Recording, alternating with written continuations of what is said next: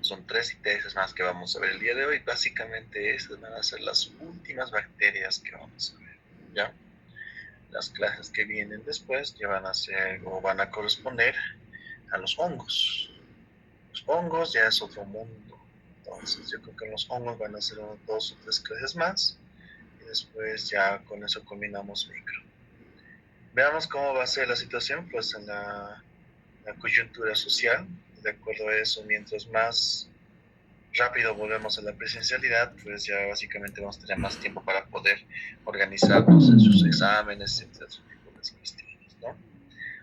Así que, bueno, ya les di, como les dije, tal vez hace ratico, ya les di su regalo de Navidad, que son los cuestionarios, los crucigramas. Ahora hay que equilibrar pues la balanza, entonces tienen que hacer su respectivo examen, pero ya de manera presencial, ¿ya? Esperemos que de una vez se solucione y vamos a tener más tiempo para poder organizarnos. Bien traumados también.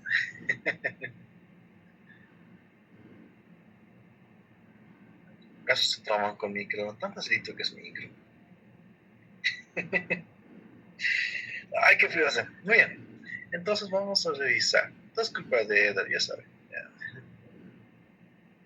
Vamos a hacer guayo. ¿Está bien por ahí el guayo? Sí, ¿cuántos días? ¿Estás yendo a bloquear? No, ya me cansa. ¿Estás cansado? Pero por tu culpa, pues hay las clases virtuales.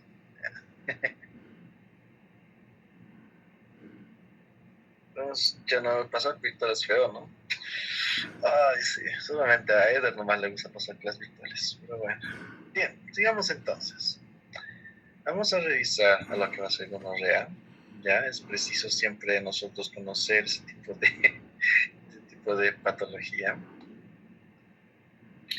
De hecho, la gonorrea ya fue descrita desde hace mucho tiempo atrás. Se menciona que, bueno, ya desde los tiempos de lo que era los tiempos de la Biblia, desde los tiempos bíblicos, como su momento lo llaman, se fue descrita. En Levítico, por ejemplo, ya ha sido mencionado de que esta bacteria, bueno, no esta bacteria, sino que ya pacientes presentaban como un pequeño fluido, como un pequeño flujo. A eso lo llamaban el flujo del semen, ¿ya?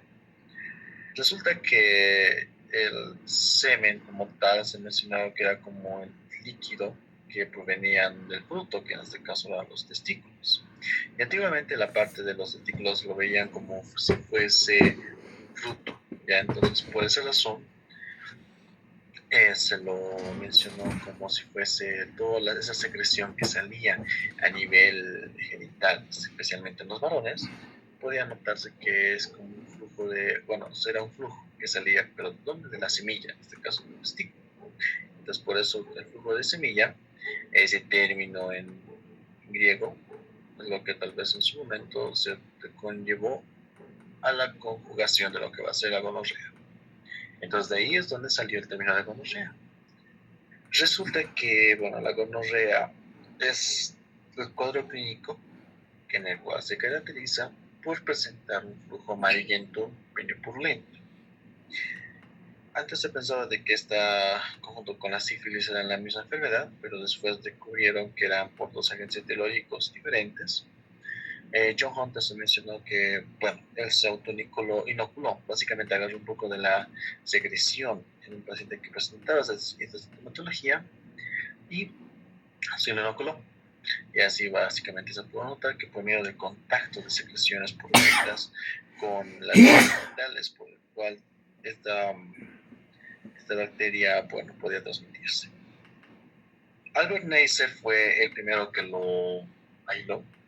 Justamente pudo buscar, agarró parte de la secreción, agarró parte también de las conjuntivitis que podía causar esta bacteria, y ahí pudo encontrar pues a la presencia de unos cocos en parejitas, o sea, diplococos. Y estos diplococos se los pudieron confirmar después con la admisión gram, que fue ya después implementado. Y esta también lo pudieron desarrollar en los medios de cultivo. Pudieron notarle que esta bacteria pues era exigente nutricional. Es por eso que solamente crece en agar chocolate, ¿no? En agar chocolate como en agar Tiger Martin. Con el tiempo ya el tratamiento fue implementado, fue aplicado con lo que va a ser el uso de las sulfamidas, como también la penicilina, pero eso les hablo de los años 30 y los años 40. Pero en los años 60 ya empezaron a aparecer lo que eran las penicilinasas. Las penicilinasas llevan a ser enzimas que, bueno, básicamente afectaban o hidrolizaban lo que es la penicilina. Entonces, esas cepas de esas Neisseria gonorreas empezaban a no funcionar o no poder ser erradicadas con penicilina.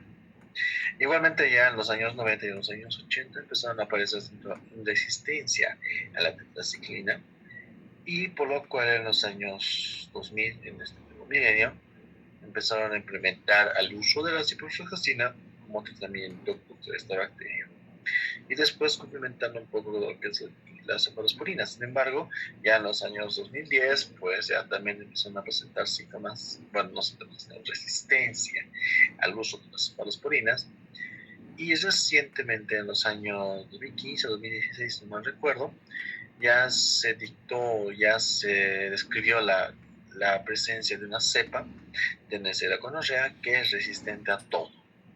Por eso, lo peligroso de esta bacteria es la capacidad de que pueden justamente producir ese tipo de sintomatología. Entonces, ya me ratico dando un mensajito.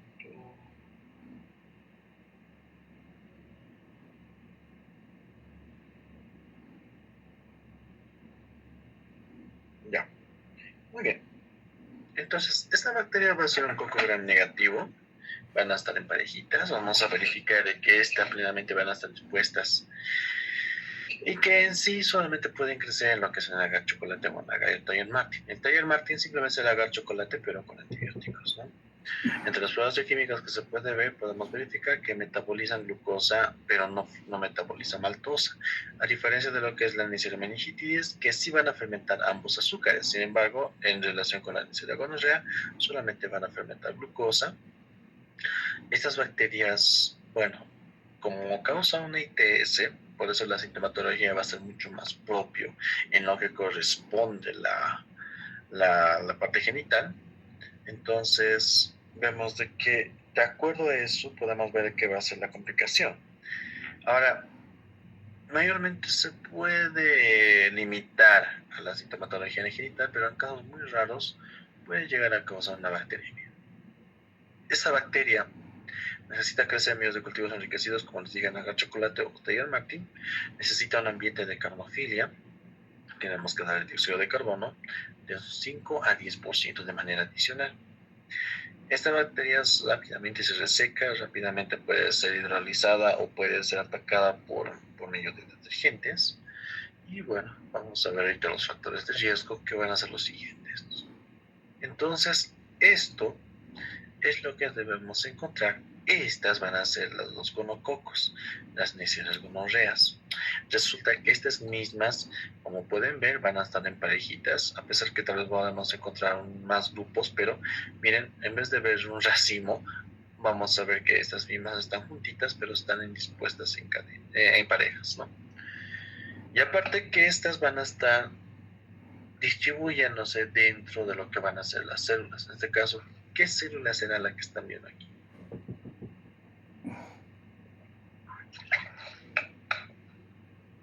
¿Qué célula será esta? Porque aquí las bacterias están dentro, ¿no? De una célula, pero ¿qué célula será esta? ¿Neutrófilos? Eritrocitos. Bien.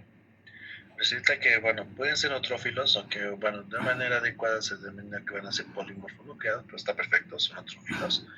¿Y los neutrófilos en dónde actúa? Eder.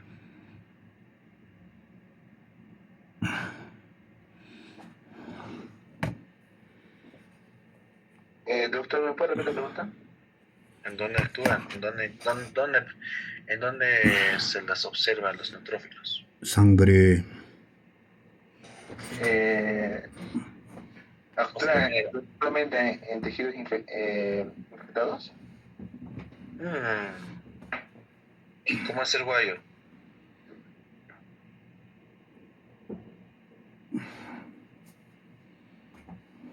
¿Cómo es John Lucas? a mi estudiante más comunicativo. ¿Endotoxia? ¿Ah? ¿Torrente sanguíneo? Torrente sanguíneo, puede ser. Pero más o menos en qué Daños tisulares. daños tisulares podría ser. No me convence mucho la respuesta. A ver, sigan intentando. En tejidos donde hay infección o inflamación, doctor. Ya, ese tipo de inflamación, ¿de qué tipo será? Está perfecto. ¿Será tal vez agudo o será crónico? Aguda. Agudo, a ver. Eso, muy bien, caramba. Así que, Eder, ya sabes. Entonces, justamente vamos a verificar que justamente en procesos con una reacción inflamatoria aguda es donde vamos a encontrar a los neutrófilos, ¿no? Los mononucleares en general, pero los neutrófilos van a ser los más característicos.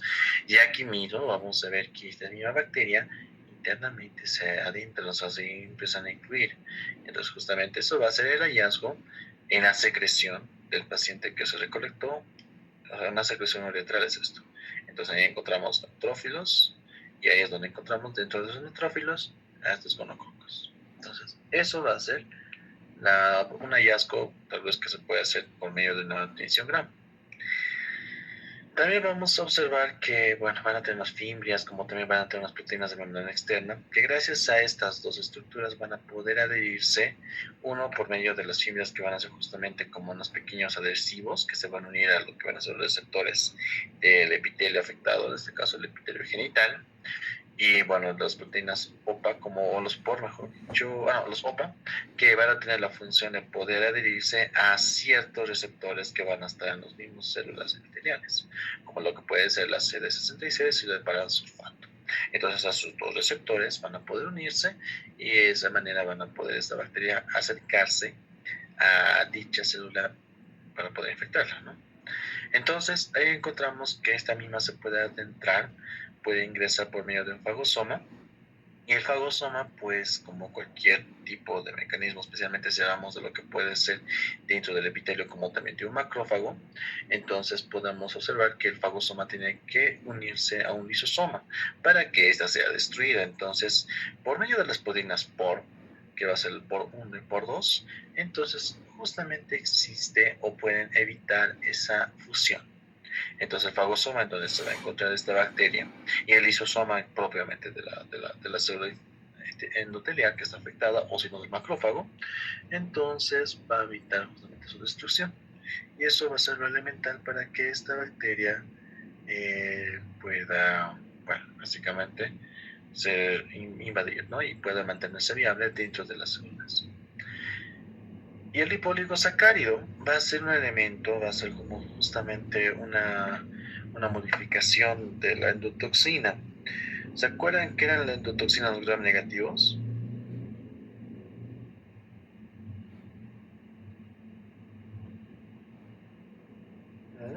La toxina ¿Cuál era la endotoxina de los gram negativos? El lipopolisacárido, doctor. ¿Ya? ¿Y qué función tiene la endotoxina? ¿Se acuerdan?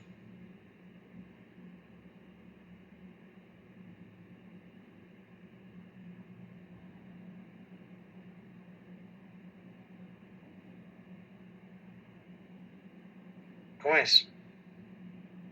Parálisis. ¿Cómo es, Eder? Tú tienes que estar experto en este tema. Porque justamente esta bacteria crece en agar chocolate, ¿no? ¿Cómo es? Doctor, sería, bueno, su función sería estimular una fuerte respuesta inflamatoria, ¿no? Del organismo. Exacto.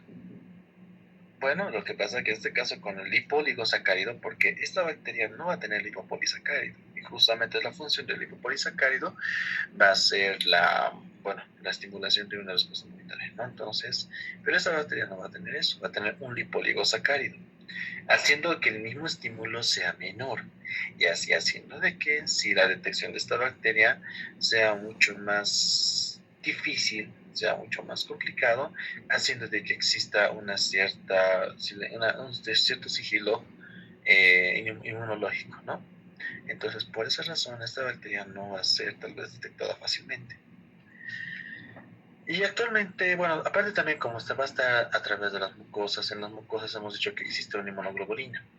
La inmunoglobulina que vamos a encontrar en la mucosa va a ser la IgA. Entonces, esta bacteria también tiene una proteína para poder hidrolizar a lo que va a ser la IgA. Y también vemos de que a lo largo del tiempo fue creando una bomba de flujo. Y la bomba de flujo, ¿se acuerdan qué era? Cerguayo.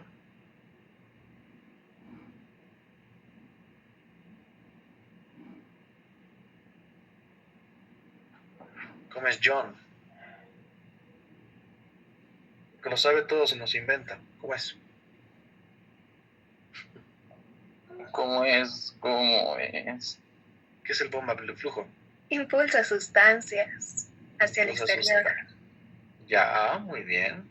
Sí, Y catalogado en lo que corresponde, ¿qué tipo de función cumple entonces esta bomba de flujo? Botar sustancias, especialmente qué sustancias de importancia nos tendría que llamar la atención. A los antibióticos, pues. Entonces, si logra que el antibiótico no La pueda estar... tetraclimicina. La tetraciclina puede ser una buena opción, la ciprofloxacina, penicilina, pero la cuestión es de que por el hecho mismo de que el antibiótico o el antimicrobiano no puede ingresar o no pueda estar dentro de la célula, entonces por esa razón esta misma bacteria adquiere o persiste o mantiene una resistencia antimicrobiana, ¿no? Entonces, especialmente los que van a ser multidrogos resistentes, entonces van a tener una bomba de flujo bien, pero bien formada, bien desarrollada. Entonces, eso es lo que tienen que ustedes conocer. La Neisseria meningitidis puede crecer en agar sangre. En casos muy esporádicos puede crecer en agar chocolate o en Tallón Martin. En cambio, la Neisseria gonorrea solamente va a crecer en agar chocolate o en agar Tallón Martin. Entonces, en parte vamos a ver que la Neisseria meningitidis va a presentar esa cápsula.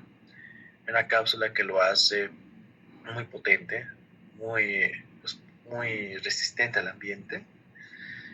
La Neisseria gonorrea no va a presentar dicha cápsula. Entonces ahí vamos a ver otras diferencias de acuerdo a las filis que va a tener, en los cuales vamos a ver que son de tipo 1, tipo 2, si hablamos de la Neisseria meningitidis, y en cambio de la Neisseria gonorrea van a ser mucho más diversas. Entonces, la Neisseria meningitidis, si un poquito recuerdan, vemos de que se va a hacer por medio de transmisión, por vías respiratorias, por gotitas respiratorias. Y esta misma te puede causar desde un cuadro meningio hasta una meningococcemia, ¿no?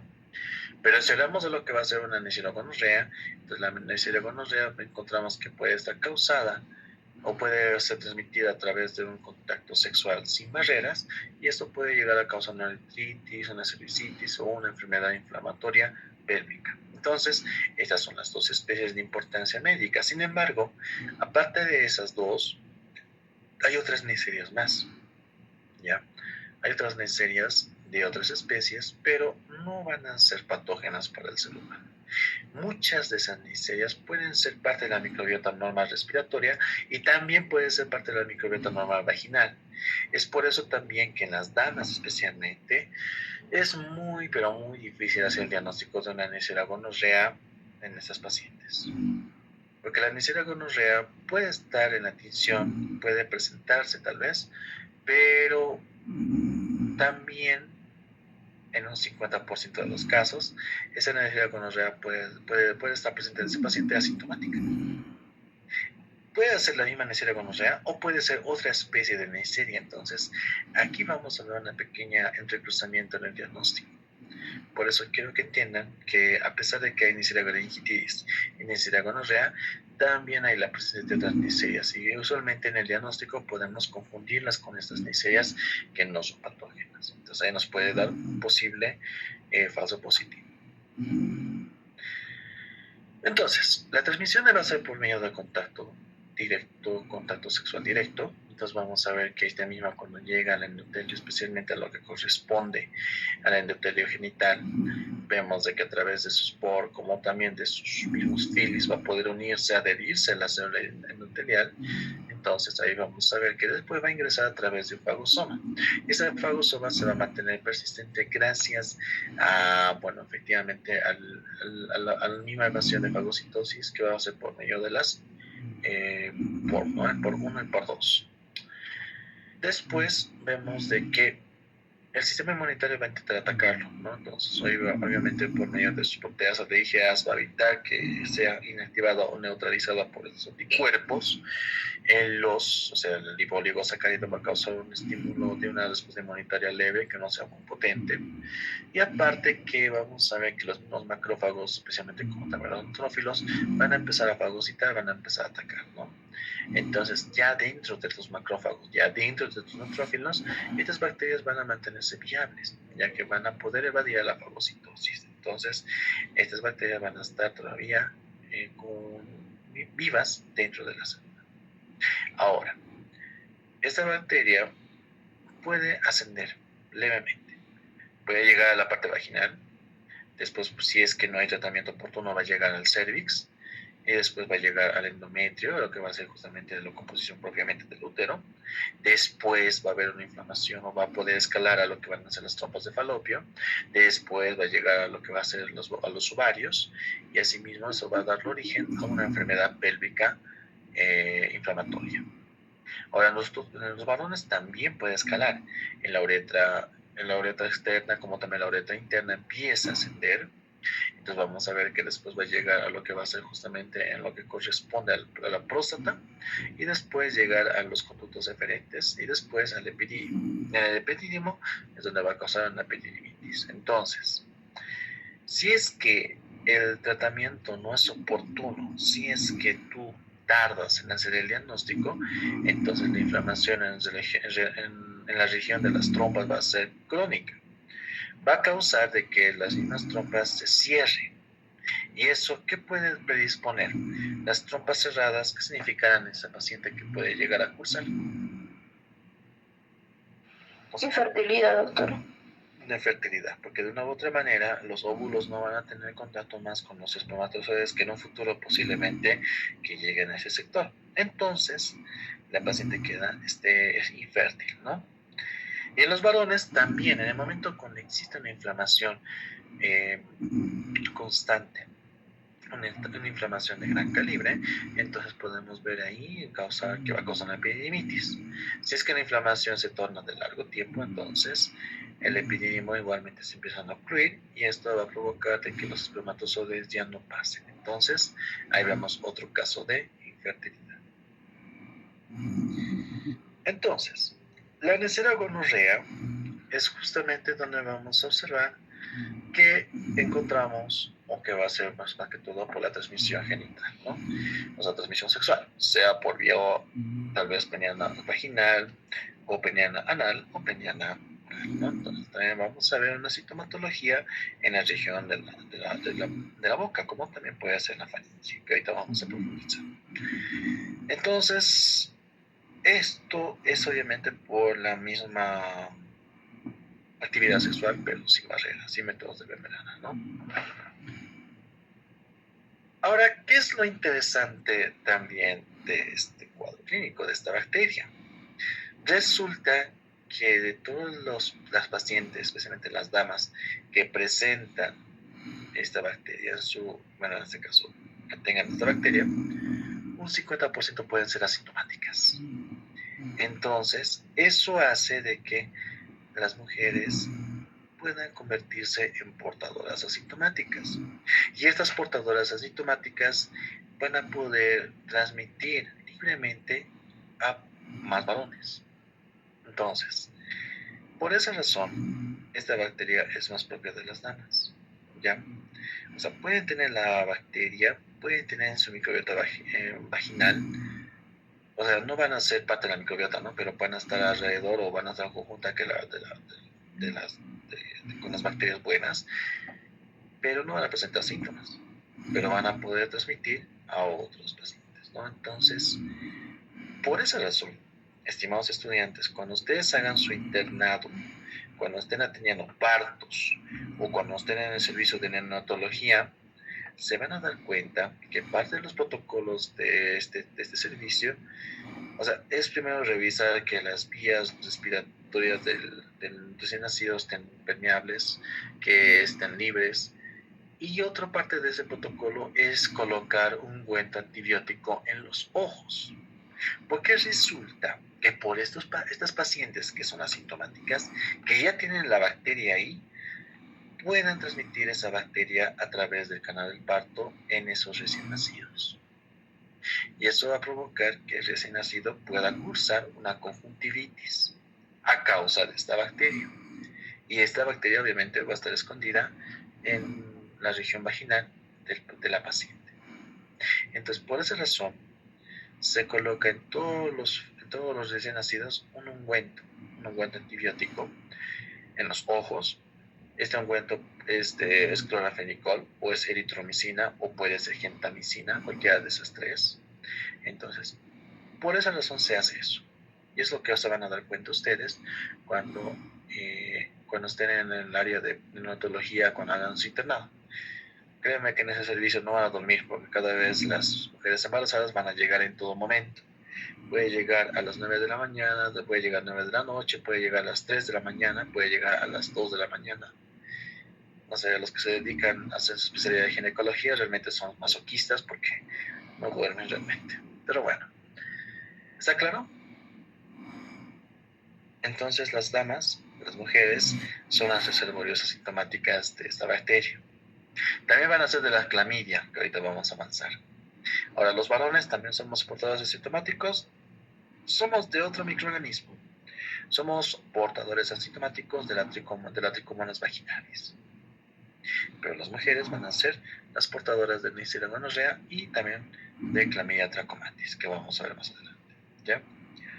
Los varones no podemos ser portadores porque en un 95% de los varones sí va a presentar síntomas, o sea, va a presentar flujo, va a presentar uretritis mínimo, pero entonces vemos de que por esa razón las damas van a ser las portadoras asintomáticas. Bien, ¿está claro hasta aquí? ¿Hay alguna pregunta? Doctor. Ya. Entonces, en la que va a ser la presentación clínica, vamos a ver lo siguiente. En varones, si hablamos de una gonorrea no complicada, vamos a ver que ahí va a presentar una uretritis. Entonces, la uretritis, los signos y síntomas que vamos a presentar es un dolor al orinar. Entonces, este dolor al orinar va a ser urente, va a ser plenamente intenso, por lo cual muy difícilmente pues, van a poder hacer la micción. Va a estar acompañado con una secreción uretral purulenta. Esta secreción puede ser medio amarillenta o medio verdosa. Entonces, esa secreción purulenta es más propio de lo que es la Neisseria gonorrea. Puede que también exista un enrojecimiento del meato. Entonces, más que todo, va a ser la presencia de esa secreción. Va a ser como una formación de una reacción purulenta peleando entre lo que van a ser los neutrófilos y la misma bacteria. En las damas, un 80 o 70% van a ser asintomáticas. O sea, hemos dicho que puede ser 50, pero mayormente, hasta incluso hay estudios que mencionan que hasta un 80% pueden ser asintomáticas. O presentar unos síntomas leves. Entonces, los síntomas que podemos observar en el caso que hubiese una sintomatología específica, entonces vamos a ver una leucorrea. Una leucorrea va a ser la presencia de una secreción purulenta medio amarillenta. Puede que haya también sangrado postcoital, como también sangrado intermenstrual. Usualmente este tipo de hallazgo intermenstrual es algo mucho más confundible, ya que cuando la mujer está en su periodo, entonces tú puedes confundir la menstruación con este tipo de sangrado. Y también puede presentar una disuria, ¿no? Ahora, puede también presentar la bartolinitis. ¿Qué son las glándulas de Bartolino, estimados estudiantes que han aprobado anatomía? Yo creo que sí. ¿Qué serán las glándulas de Bartolino?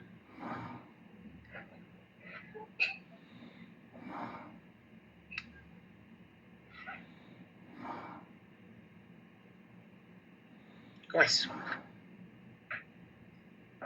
¿Han pasado con el doctor Vito? ¿Han pasado con el doctor... ¿Puedes repetir la pregunta? ¿Qué son las glándulas de Bartolino? Se encuentra ubicado a cada abertura de la vagina. La vagina, ya, bueno, más que todo en la región del área, o sea, su desembocadura va a ser en la región interlabial, ¿no? ¿Qué más? La vagina. Ayuda a la lubricación, ¿no? ¿Qué? Estímulo vulvar. Ya, ¿qué más? Ayuda a la lubricación. Eso, ya, muy bien. Entonces, van a ser unas pequeñas glándulas que en los cuales los conductos van a estar desembocando a lo que recuerdo lo que dije, van a estar justamente en la región interlabial. Y bueno, lo que pasa es de que cuando hablamos de un cuadro que tiene una dama que tenga gonorrea, entonces tranquilamente va a haber la facilidad de poder oclusionar o tapar esos conductos en donde desembocan estas glándulas. Entonces, como va a estar el conducto tapado, la glándula va a empezar a aumentar de tamaño. Obviamente la bacteria va a estar dentro de esa glándula y va a empezar a proliferar. Es algo interesante esto, porque resulta que, por ejemplo, hace unos 7 meses, sí, pues 7 meses, 8 meses,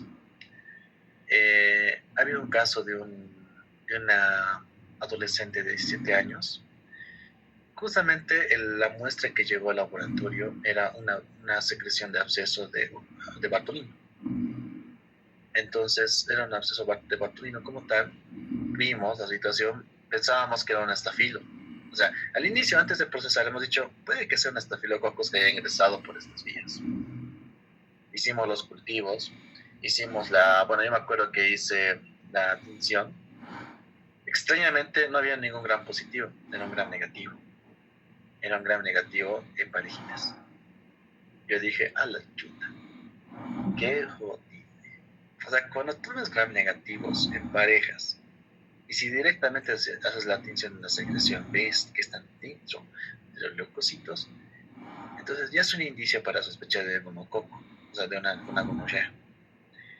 Pero era una adolescente de 17 años, o sea, uno diría, ay, no, tan jovencita, a esa edad a esa edad no pensábamos en cosas del diablo, ¿no? Entonces, y aparte, como es menor de edad, porque era una paciente de 17 años, entonces menor de edad, había que manejar siempre con pinzas esta situación. Porque, o sea, tú reportas necesidad de gonorrea, perfecto. Obviamente también con el cultivo, ¿no? Porque el cultivo va a crecer y creció justamente. Entonces, imagínense pues el lío que puede hacer los padres, ¿no? Entonces, en esta situación, para poder tener más respaldo en el diagnóstico, porque solamente han pedido cultivo de absceso de Bartolino. Entonces lo llevamos a hacer en biología molecular. Justamente biología molecular está juntito a micro en el Plexus, así que como somos relativamente amigos ahí, entonces yo, ¿cómo es? Y te cuento esta situación, chisme, así, de manera de chisme, ¿no? ¿Podrías confirmar si esta muestra hay gonococo? Y bueno, el biólogo molecular, pues ya dijo, ¿por qué no? Le hicimos el estudio, ¿y qué creen? Salió Neisseria gonorrea. Entonces, ahí ya pude darme cuenta. En el momento que encontré también tricomonas vaginales en pacientes de 66 años y de 55 años, también encontré entonces una Neisseria gonorrea en una paciente adolescente de 17 años. Entonces, la edad no es un límite. Obviamente, en el momento que hemos reportado en Neisseria gonorrea en ese absceso de Bartolino, entonces también lo hemos fortalecido el diagnóstico con el hallazgo de biología molecular. Y tuvimos que llamar a la madre explicándole la situación. Porque si solamente nos hubiésemos quedado con el reporte y que la paciente lea el reporte, entonces hubiera habido una cierta desinformación. Es por eso que también el laboratorio en esas situaciones actuamos de manera adecuada para que no haya ese tipo de incidentes, ¿no? Entonces, bueno, uno ya se pone a pensar cómo es que una paciente de 17 años adquirió dicha bacteria, ¿no? Entonces, eso es la situación.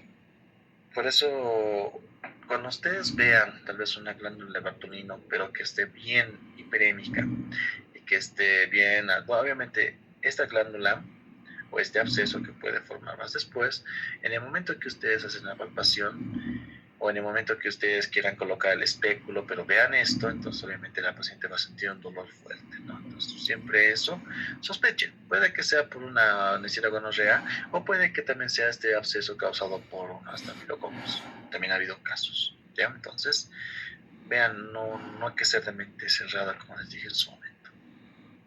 ¿Entendido, Cerguayo? Bueno, seas ginecólogo, ¿no? No, Ya que a vos,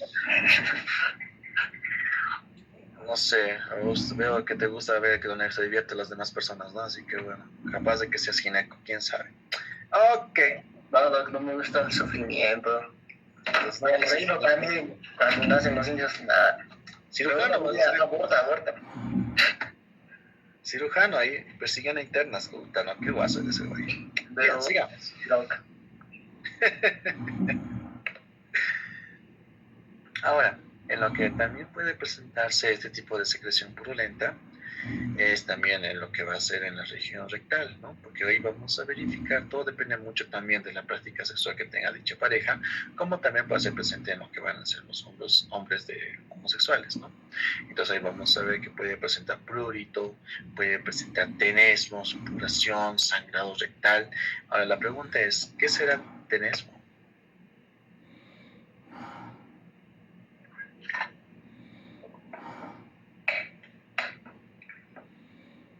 ¿Cómo es Daira? ¿Qué es tenesmo?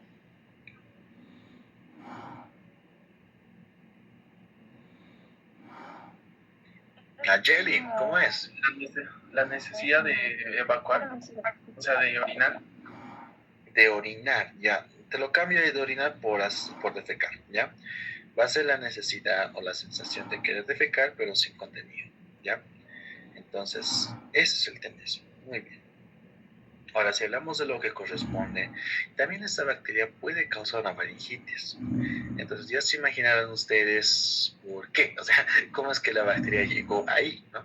Entonces, esa faringitis tal vez que ese paciente puede presentar, hay una manera también para que tú puedas orientarlo, que tal vez dicho exudado purulento puede ser por Neisseria gonorrea.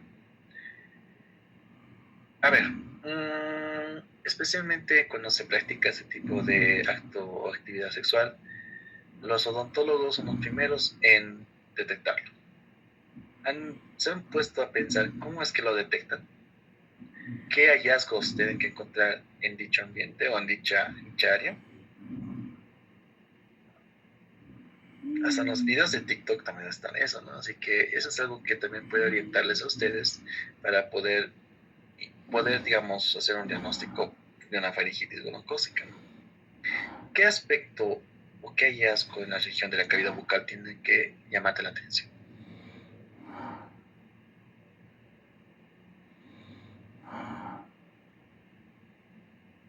Nunca se han puesto a pensar. A ver, no sé, no tengo una imagen aquí. Pero a ver, vamos a buscar, vamos a ver si es que lo encuentro. ¿Cómo se llaman estos huevos? Así, petequias en paladar. Ay, blanco.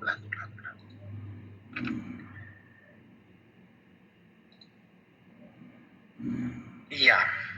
Usualmente, como les digo, es que es un poco más focalizado.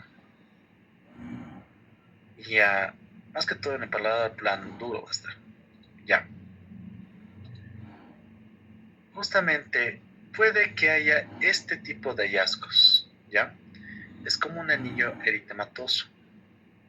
Porque ahí vamos a ver que, bueno, ustedes ya, o sea, son grandecitos, ya no los voy a hablar como en kinder, ¿ya?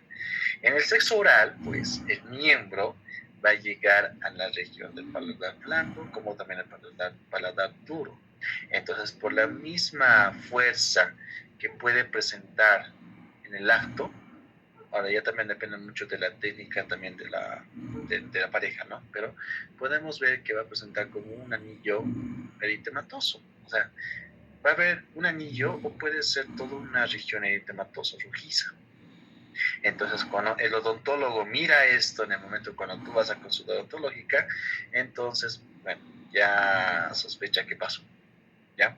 Entonces, también esto te puede orientar para poder decir de que tal vez dicha faringitis está causada por una posible gonococo.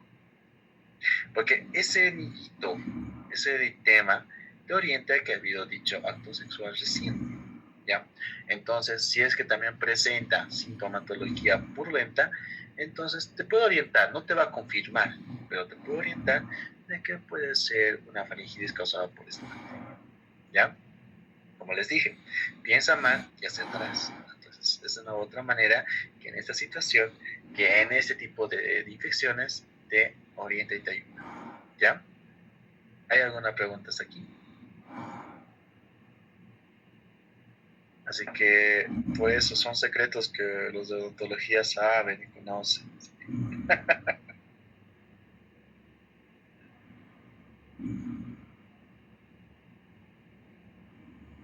Ya, ¿no hay preguntas? Sigamos entonces. Y esto, estimados estudiantes, la conjuntivitis que puede causar esta bacteria es muy fuerte, es muy intensa. Mayormente esto puede ser cuando el mismo paciente, que tiene la Neisseria gonorrea, sea dama o sea varón, entonces por la mano sucia de los cuales puede manipular, entonces esta mano que va a contener parte de esa secreción va a poder limpiarse los ojos o hacer los estímulos de los ojos y listo, sigue la autoinoculación. Entonces efectivamente va a haber este tipo de cuadro y el cuadro que puede causar esta bacteria, pues realmente como pueden ver hay alta secreción, como también el eritema puede ser fuerte. Ahora les pregunto, ¿cómo es que un neonato puede adquirir esto? Entonces, como les dije, un neonato puede adquirir esta bacteria porque puede impregnarse de Neisseria gonorrea en el momento que nace por el parto natural, o sea, por el canal del parto. Usualmente el canal del parto, bueno, efectivamente, como hemos dicho, las damas en un 50% pueden tener la bacteria ahí, pero no presentar síntomas. Y a veces por una falla de control en relación con las ITS, eso puede provocar que esa bacteria misma pueda inocularse en el recién nacido. Entonces, por esa razón es muy importante colocarle hacerle una profilaxis antibiótica, colocarle en los ojitos eritromicina o colocarle en los ojitos acitromicina o gentamicina, ¿no? Entonces, por esa razón, ante esa falla en ese protocolo, entonces puedes hacer que el recién nacido pueda adquirir esta bacteria. Ahora, ustedes van a ser provincia, van a tener partos. ¿Dónde cree que van a tener partos? ¿En el hospital? Lamentablemente no. Van a ustedes atender dicho parto en el domicilio de dicho paciente. Entonces, ustedes tienen que tener en sus elementos, en su misma medicación o en sus fármacos que van a conllevar, tener siempre un ungüento de eritromicina o ungüento de gentamicina. Así tú evitas de que esta bacteria puede llegar a los ojos del paciente, porque tú no sabes, tal vez el paciente sí tiene esta bacteria en su microbiota normal o está ahí en la parte vaginal y bueno, va a ser un factor de riesgo para que este recién nacido pueda tener ese cuadro infeccioso. En casos muy raros, esta bacteria puede llegar a causarte una gonococcemia y la gonococcemia va a ser la presencia de este gonococo en el torrente sanguíneo. Entonces, cuando está irradiado, cuando puede causar una bacteremia, puede llegar a afectar principalmente a las articulaciones, causándote una artritis supurativa, o sea, una artritis con pus, como también causar a diferentes tipos de articulaciones, o sea, puede ser a los codos, puede ser a las rodillas, y en la piel presentar unas lesiones, unas pústulas. Entonces, eso va a ser característico de una gonococcemia o una infección diseminada causada por esta bacteria. Hasta aquí, ¿hay alguna pregunta?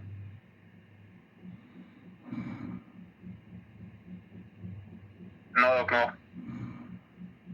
Ya. Entonces, ¿qué complicaciones podemos encontrar que puede causar en varones?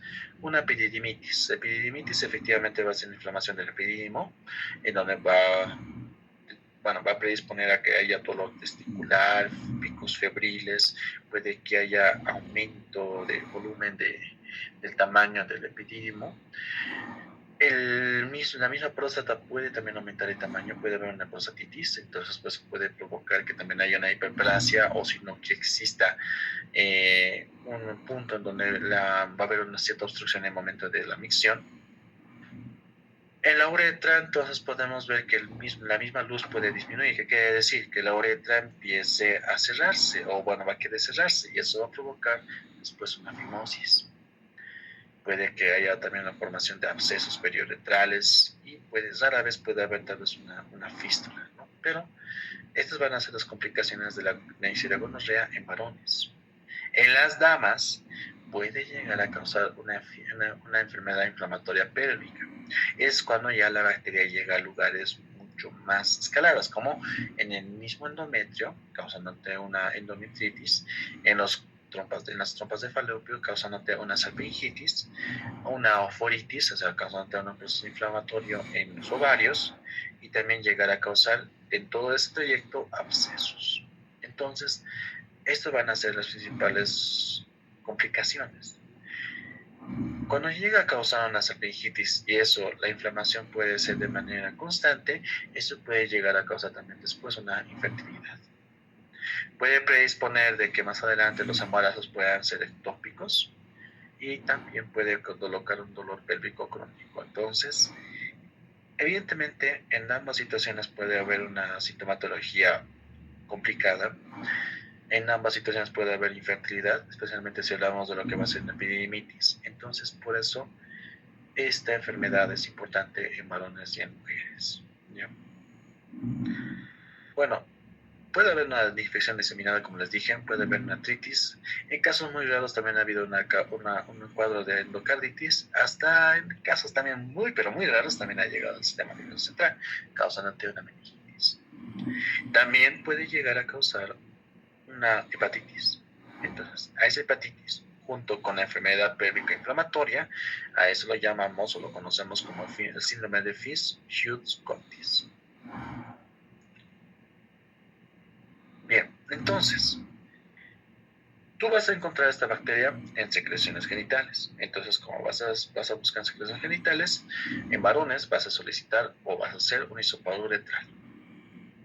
En las damas, si es que encontramos una secreción vaginal, entonces hacemos hisopado de la secreción vaginal. Ahora, es preferible hacer un hisopado cervical, ¿ya? O sea, en región del cuello del útero. Entonces, para eso vas a hacer el uso de lo que va a ser el espéculo, y con un hisopado o escobillón vas a recolectar parte del endotelio o del exocervix o endocervix. Si tú ves sintomatología de una posible gonococo, bueno, una proctitis causada por gonococo, entonces haces un hisopado rectal. Si ves, aparte del hallazgo que les dije en la región del paladar, ves también secreción purulenta, y que también la paciente haya confirmado el antecedente